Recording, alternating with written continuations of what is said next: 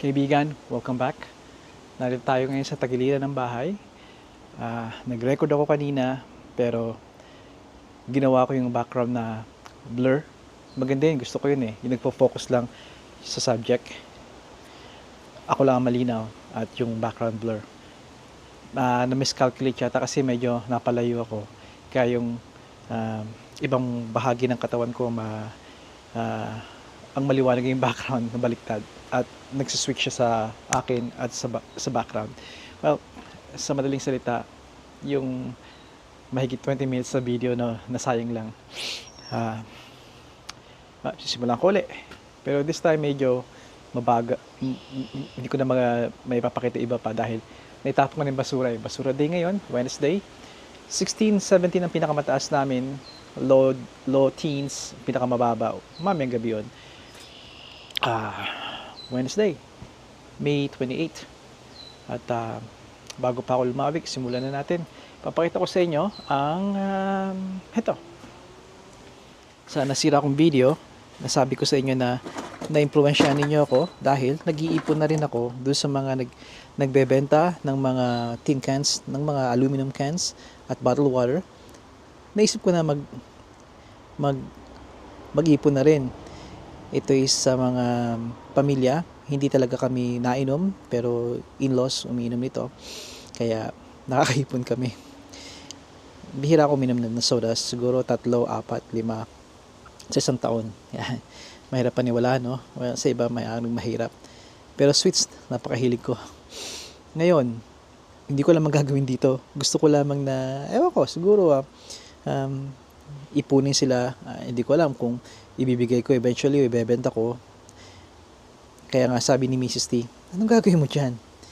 Never kami nagbenta nito. Pero you know what? Bakit hindi? Hindi naman nasisira. Hindi naman nangangalawang. So, I'll hold on. I'll save some. If it gets too much, then I will give it away or sell it, di ba? Tingnan natin. Bottled water, hindi ko alam kung kailangan intact siya or kailangan okay lang na crush, pero malalaman ko lang rin yan eventually. Well, madali naman siyang itapon. Every week, meron kaming blue bin at green bin na inilalabas sa kurbada at pinipick up ng mga basurero dito, yung garbage truck. Sinadya ko ito dahil itong wipes. Nag-upisa kami gumamit ng wipes ni Mrs. T nung pinanganak si Juniorita, aming panganay. That was 2000, mid-2000. Kaya, simula nun, gumagamit na kami nito at naisip namin na, you know what? Magandang upgrade to from TP or toilet paper. Though, meron din kaming toilet paper, pero malaking bagay ito. Kaya doon sa mga tao na hindi pa nakakagamit ito or tingin nyo hindi ito magandang alternative sa TP, trust me, itong the best na upgrade, isa sa mga best na ma-upgrade nyo. TP, nandun lang yun para ilagay sa aming sa TP holder. At it's good to have some stock, di ba? Pero ito talagang gamit namin. Trust me, highly recommend. Doon sa hindi pa. At doon sa nag-upgrade na noon pa, congratulations. Alam niyo sinasabi ko. Ano pa ba? Well, ito ay patis. At ito yung pinamimigay sa aming superstore na Longos. Ito is a mineral water. It's fizzy siya, kaya parang sparkling water. Lalagyan ko to ng lilinisin ko, lalagyan ko ng mga, yung oil ko, mga fuel additives ko. Titingnan ko dahil madadalas ako sa garahe at magkukumpuni ng mga sasakyan ng mga tools ko, kaya they may come in handy. Ang gamit kong mga pang-imbak sa mga oil ay yung ating ketchup, yung Jufran ketchup natin. Napakaganda nun. Pero gusto kong subukan din to. Hindi ko talaga kailangan. Ito yung mga naulan na. Ay nako. At mamaya ko na muna to kukunin, papakita sa inyo. Babalik ako dahil pipikapin ko si Bunso ni. Si Juniorita nga pala ay nasa Whitby siya ngayon. At again, yung pagiging tour guide niya, ganun naman siya. Kaya malakas na naman yung ulan. Alright. Mamaya muli. I promise. Okay. Narito na ulit ako. Balik ulit tayo dito. Umpisan ulit natin.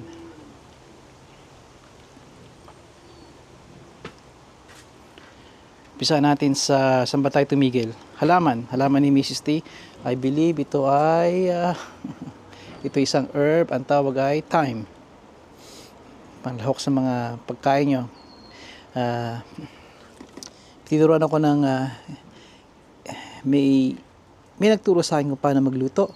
Hindi talaga ako nagluluto, pero nung tinry ko yung sinabi niya, dahil napaka-simple, with sinamahan lang nito, ground beef, at sinamahan ko nito, nagustuhan ko yung luto ko.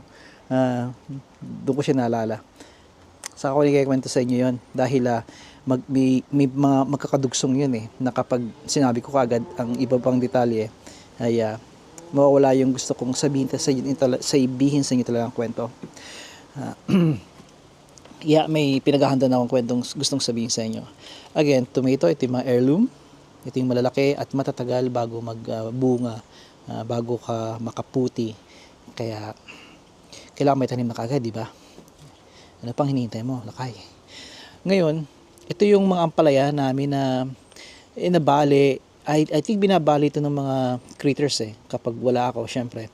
At nakatanim na yung iba dito or binalik ko na lang at pinultan ko. At yung iba naman talagang yung panahon kasi gabi at madaling araw, hapon, yung malalamig na yun. Minsan umuulan pa kaya nahihirapan talagang halamang mga magsilakihan. Ito yung dill. Again, herb. Isang uri ng herb. Mrs. dito. Wala akong masyadong hilig sa mga herb. Although, last year nagtanim ako at hindi ko alam kung na-dokumentaryo ko yun. Pero hindi matagumpay yung ginawa ko. Subukan ko ulit. At kailangan ko nang itanim ito. Ito ay patola. No. Cucumber. Apat ito. Mukhang nagpakamatay na itong dalawa. Nga pala. Kailangan kong ito naman kagandahan ng cucumber, anytime pwede ka na magtanim kahit yung late na ng during the summer. Maganda nga summer ito tinatanim Kaya okay lang 'yan. May mga binhi ako nito. At okay, ito yung cilantro. Marami mga kapitbahay nito, pero kumuha si Mrs. T sa kasamahan ng mga iba pang pinakita ko sa inyo sa Longos. Another heirloom. At ito I believe ito isa sa mga tinanggal ko ang palaya dahil napatid na naputol na though may kulay pa siya, ibig sabihin may daloy pa rin siya ng buhay. I don't wanna take the chance kasi isang lang yung stem niya, kaya marami naman kami ang palaya, di ba nabanggit ko sa inyo 50 mahigit, almost 60 na halaman ang palaya ang kinuha namin. Bala kong ipamigay yun sa mga kaibigan o kapitbahay o yung pamilya namin, mga iba pang pamilya, extended families, lalo na kay Mrs. T, yung mga uncle niya. Pero hindi ko alam, baka sila meron ding mga ampalaya madalas magkakasabay kaming kumukuha. Ito yung kanalili na sabi ko sa inyo na naisalba ko or nakasurvive. Can't really say na naisalba ko dahil pinabayaan ko sila, di ba? Yung video na papakita ko sa inyo dito kung paano. Maraming tao they don't really care about that, pero para sa akin yung video talaga na yun para mabalikan ko yun. Ugali ko na maglagay sa maliit na paso na to ng kanalili at kung ano ang binigay mong lupa or room or planter or paso sa kanila, doon sila lalaki at hanggang doon lang ang laki nila. Kaya ang ganda ng halaman, no? Ano ibigay mo talaga magpupursige sila ng pinakang kaya nila na mailaki, di ba? Limitado lang yung kapaligiran nila, yung kung ano sa mo nilagay siya. At kung ibibigay mo sa kanila ay lupa, talagang full potential ang ibibigay niya na paglaki. Ang galing, no? Cherry tomatoes. Kung kukuha kayo ng cherry tomatoes, check the 100s. Ito yung sweet 100. Hope na may problema ako dito. Hindi nagfo-focus siya. No? Paano kaya pinag-focus nila yun? Oh? Sa cellphone itatap mo lang yung subject. Ito yung screen at magfo-focus na. Ito kasi, ayan, 100. Tomato cherry 100, napakarami lang mamunga, parang ubas. Recommended, highly recommend na yun ang kunin niyo. Ito yung mga aking mga tanim, mga pasuko. 13 dapat yan. 1, 2, lahat 13 yan. At ang inalagay ko dyan ay itong little fingers. Little fingers ito eggplant, talong. Yan. Hindi ko alam kung makakakuha pa kami ng yung mahahabang talong talaga, yung sa ating mahaba. Meron kaming bilog na Italian eggplant. Meron kaming parang saging, mga piling saging, parang makalakatan, little fingers. Marami itong mamunga, parang ang ubas. Kaya yan, mga yan, ilalagay ko yan dito. Okay, ready na sila. Kinindushin ko na yung lupa, compost, napakarami ko. Kaibigan, kung yaman ang pag-uusapan sa compost, ako ang una na magsasabi sa inyo. I think ako ang pinakamayaman na nagbablog sa YouTube pagdating sa compost. Sana subukan nyo yun. At nakakatuwa, nakakagaan ng loob knowing na homemade pataba, homemade fertilizer ay nagagawa niyo sa pamamagitan ng simpleng mga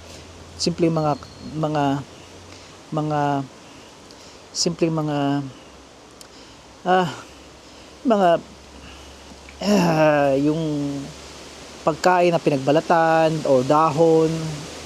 Pagkain pinagbalatan, dahon, mga kitchen scrap, a little bit of tubig, pamasama-masa sila, tapos circulation o konting halo para ma-circulate yung magkaroon ng hangin. Ilang linggo lang o ilang buwan lang, 2 buwan or 4 na linggo, o depende kung gaano kinyo kadalas haluin, ay magkakaroon kayo ng napakagandang at napakagandang pataba, fertilizer para sa inyong mga halaman, gulay at bulaklak. Kahit saan, kahit sa puno. Ito na yung mga tanim namin na ampalaya. Ito yung tanim namin ng ampalaya. Yan.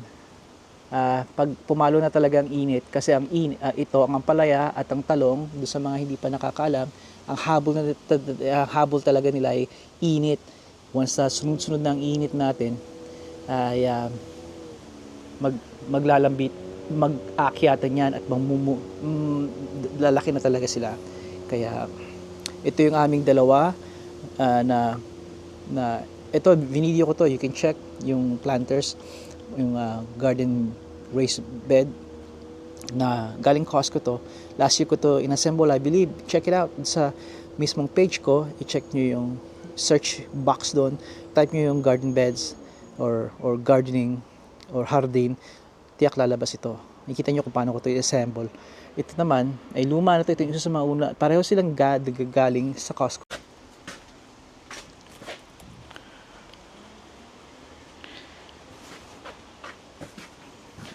Okay, nasa na tayo. Naubusan ako ng memory dito sa memory card. Now, may spare ako dito, internal memory card nitong aking Action Pro Camera 5 DJI Osmo.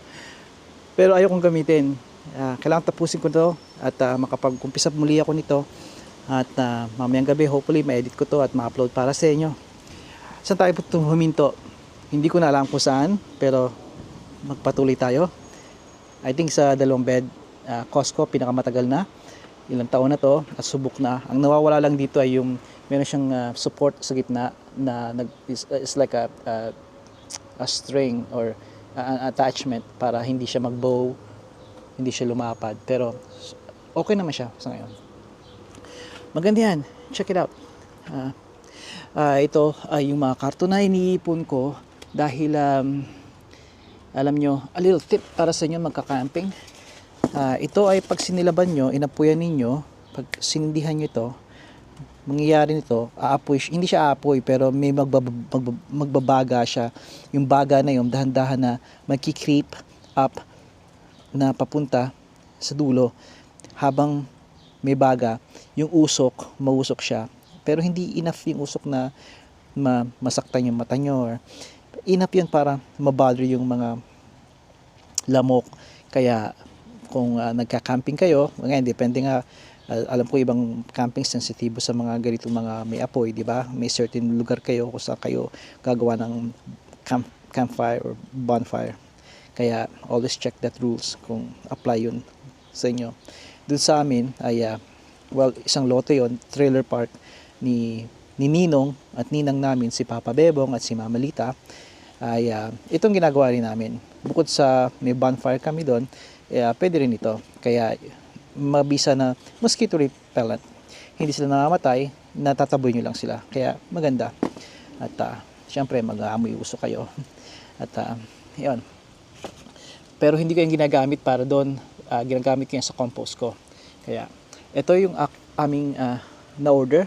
In-order ko ito sa online. Ilalagay ko, hopefully malala ko ang description nito, ang kusang link kung saan ko na-order to. It's a Dahlia Expert. Just check it out. Dahlia Expert, kung sakali mang hindi ko mailagay.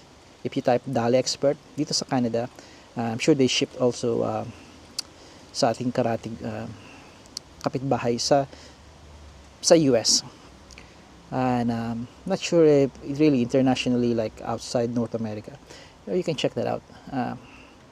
Definitely dito sa Canada. Season ito, doubt may makukuha kayong gusto ninyo na dahlia kasi nagkakaubusan lagi. Ito yun. Nakikita nyo, may umuusbong na. Kahit umuusbong na, late na rin ito. Dapat tinanim ko na to even 2 months ago, nakatanim na dapat ito. Or even dapat at least a month ago. Pero August, September, mamamayagpag ang ganda ng mga bulaklak na to. Kaya sana abangan ninyo. Alright, ano pa ba? Well, kung nagtataka kayo dito sa 3 tangke, as you can see, ako yung isa sa mga kilala ninyo dito online sa Filipino community na isang prepper. I love to prepare. Lalo na pagdating sa mga lahat ng panahon. I'm not a really heavy prepper. Like spend thousands and thousands of dollars sa mga equipment. Kung sinusubaybayan yung mga prepper, you know what I mean. Sa mga hindi, o prepper, yung paghahanda sa kalima na mawalan kayo ng it's just a little ma-picture nyo lang it's just a little idea kung ano talaga mga prepper. Ito yung mga naghahanda sa mga sakuna, walang kuryente, bumagsak yung mga bangko o groceries, mga ganon, kakulangan ng mga supply ng mga importante nating pagkain, ng mga importanteng nating nakakakonbeniente sa ating buhay, kuryente, tubig, at even heat, fuel. Ito yon. Tuwing winter, ang isa sa mga inaalala ko ay yung mawalan ng elektrisidad. At once na mawalan ng elektrisidad sa winter, napakahirap noon. Maaaring ma-froze yung magyelo at sumabog yung mga pipe sa loob ng bahay. At hindi rin safe ang mga nasa apartment. Kahit kung ano man ang shelter ninyo or kung saan man kayo nakatira. Kaya mabuti meron kayong fuel. Meron akong propane, meron akong wood, anything mapapainit, gas at gasolina, at anything na alternatibo sa kuryente. At magbibigay ng init sa inyo, makakapagluto kayo, makakapagtunaw kayo ng snow para sa tubig, makakapagpakulo, ganun mga bagay. Kaya makalat ang likod, pero we're doing our best here. I'm doing our best. Kaibigan, dito ko na tatapusin ang aking magulo, maikli. Hopefully maikli to, na bago maubos naman ang memory card ko na video. At sana lagi kayo nasa mabuting kalagayan, inspirado, at sana mag-umpisa rin sa mga hindi pa nakakapag-vlog. Umpisa kayo ng mag-vlog, tag Buhay Canada at Buhay America kung nasa America kayo, or both. Doesn't have to be isa lang. Buhay Canada, Buhay America, and I do check that. And yung mga maliliit na channel na katulad ko, I do check them kasi I get ideas from you also. Yung mga kayo na nag-uumpisa mag-vlog o maggawa ng content, I get ideas. Maaring hindi eksakto, pero maaring galing doon. Kaya napakagandang mag-share ng kwento, lalo pat kayo nagsishare at buhay ninyo. Wala nang iba pang makakapagsabi ng kwento nyo mabuti kundi kayo mismo. Iba kayo, unique. Kaya sana na may share nyo ito sa amin. Again, wag lang sobra-sobra katulad ng mga sikat na mga nagbablog na dyan. I hope magtira kayo ng marami para sa sarili nyo, para sa pamilya nyo, para sa mga mahal nyo sa buhay. Huwag ibigay lahat. At kung sakaling papasukin nyo to, alalahanin na ang pagiging pribado at ang limitado ng pagbibigay ng impormasyon galing sa inyo, mapabagay man yun personal o sa ibang tao, ay sana'y limitahan at laging isipin, laging alalahanin.